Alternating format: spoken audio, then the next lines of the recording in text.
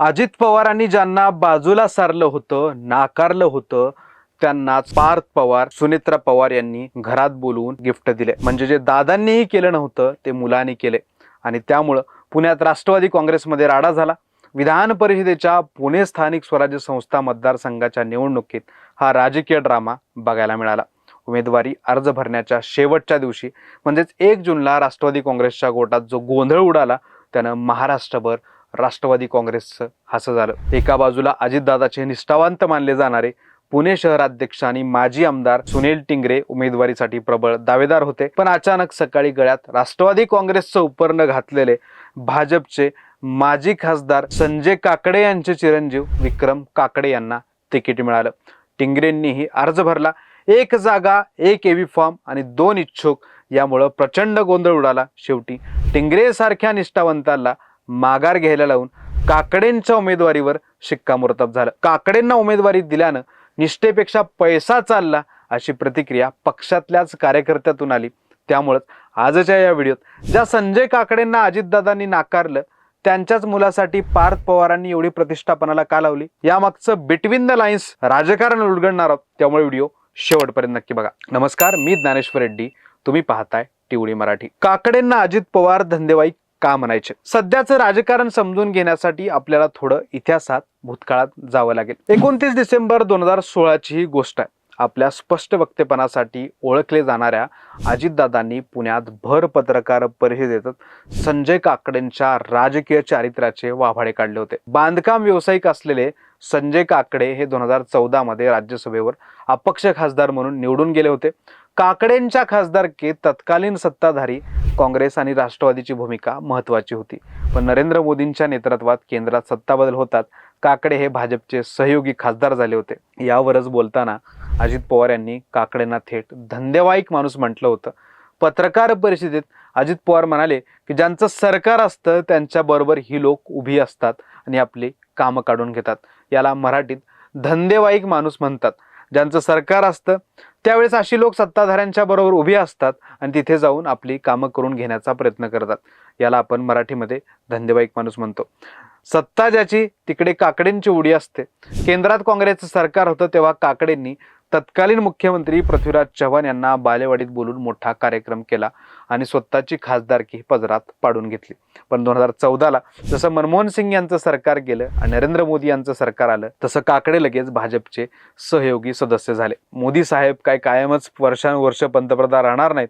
उद्या जो नवीन पंतप्रधान होईल त्यांच्यासोबत संजय काकडे जातील. एवढंच नाही तर अजित पवारांनी संजय काकडे हे कधीच आपल्या जवळचे नव्हते असा खुलासाही केला. नंतर याच काकडेंनी राष्ट्रवादीचे 2-2 टर्मचे मातबर नगरसेवक फोडून भाजपमध्ये नेले होते. भाजपला रसद पुरवली आणि पुण्यात पहिल्यांदाच भाजपला स्पष्ट बहुमत मिळवून दिलं. पुण्यातल्या राष्ट्रवादीचा बालेकिल्ला अक्षरशः उद्ध्वस्त करण्याचं काम काकडेंच्या नेतृत्वात झालं. त्यामुळे काकडेंनी पाठीत खंजीर खुपसल्याची भावना राष्ट्रवादींच्या कार्यकर्त्यांमध्ये निर्माण झाली होती.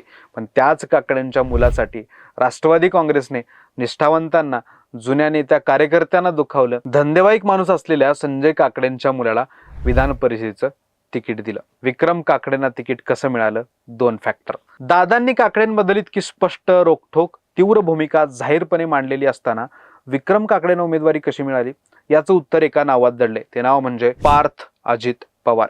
या निमित्तानं राष्ट्रवादी काँग्रेसमध्ये आता खऱ्या अर्थानं पार्थ पर्वाला सुरुवात झाली असं म्हटल्यास वावगं ठरणार नाही.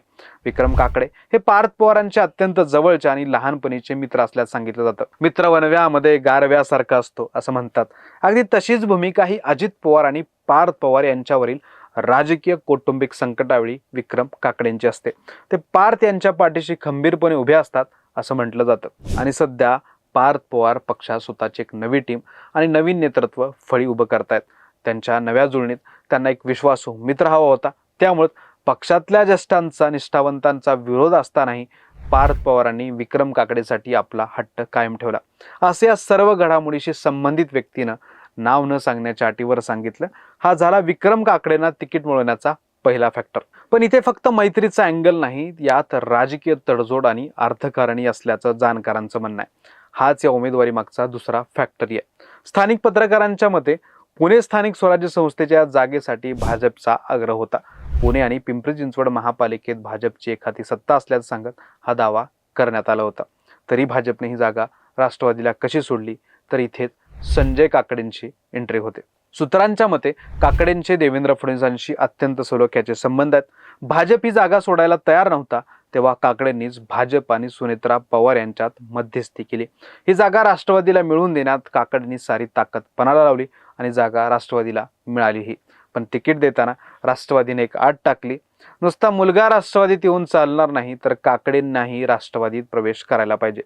त्यामुळेच ऐनवेळी अर्ज भरायला काही तास शिल्लक असताना घाईघाईत बाप लेकाचा हा पक्षप्रवेश उरकण्यात आला.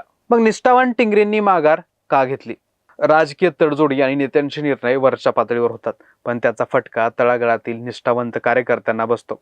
काकडेंना तिकीट दिल्यामुळं पुणे राष्ट्रवादीत असंतोषाचा मोठा भडका उडालाय. पुणे शहराध्यक्ष असलेले सुनील टिंगरे हे अजितदादांचे अत्यंत निष्ठावान मानले जातात. त्यांनी उमेदवारीसाठी तयारी केली होती, अर्जही भरला. पण पार्थ पवार आणि विक्रम काकडेंसोबत आमने सामने झालेल्या बैठकीनंतर टिंगरेंना माघार घ्यावी लागली. टिंगरेंनी बाहेर येऊन पक्षाचा आदेश मानत असल्याचं सांगितलं. त्याच वेळी दादा असते तर आज निर्णय काहीतरी वेगळा असता, असंही ते म्हणाले. त्यांचं हेच वाक्य बरंच काही सांगून जातं. टिंगरेंना भविष्यात सन्मान दिला जाईल असं आश्वासन देऊन त्यांची नाराजी तात्पुरती दूर करण्यात आली. पण कार्यकर्त्यांचा रोष मात्र उफाळून आला. पर्वती मतदारसंघाचे राष्ट्रवादीचे कार्याध्यक्ष रामदास गाडे यांनी आपल्या पदाचा राजीनामा दिला. घरावर तुळशी पत्र ठेवून आम्ही काम केलं आणि ज्यांनी पक्ष फोडला त्यांच्याच मुलाला उमेदवारी दिली, अशा शब्दात आपली नाराजी बोलून दाखवली. थोडक्यात काय, तर आता राष्ट्रवादी काँग्रेसच्या निर्णय प्रक्रियेत पार्थ पवारांचा दबदबा वाढला. दादांच्या जुन्या निष्ठावंतांना बाजूला सरून नवीन मित्रांना आणि राजकीय तडजोडींना पक्षात प्राधान्य मिळत असल्याचं चित्र आहे. ज्या काकडेंना दादांनी नाकारलं होतं त्यांच्याच मुलाच्या गळ्यात आज पार्थ पवारांनी उमेदवारीची माळ का घातली, हे तुम्हाला नक्कीच समजलं असेल. या नव्या पार्थ पर्वाचं राष्ट्रवादीच्या भविष्यावर काय परिणाम होतील हे काळच ठरवेल. पण तुम्हाला काय वाटतं, राष्ट्रवादीत निष्ठावंतांना डावलून बाहेरच्यांना आणि मित्रांना तिकीट देण्याचा हा निर्णय योग्य आहे का? पार्थ पवार हे अजितदादांचे राजकीय वारसदार होऊ शकतात का? तुमच्या प्रतिक्रिया खाली कमेंट बॉक्समध्ये नक्की सांगा. हे विश्लेषण तुम्हाला आवडलं असेल तर व्हिडिओला लाईक करा, व्हिडिओ मित्रमंडळींना शेअर करा आणि अशाच विश्लेषणासाठी आपल्या टीओडी मराठी चॅनलला यूट्यूबवर सबस्क्राईब करायला विसरू नका.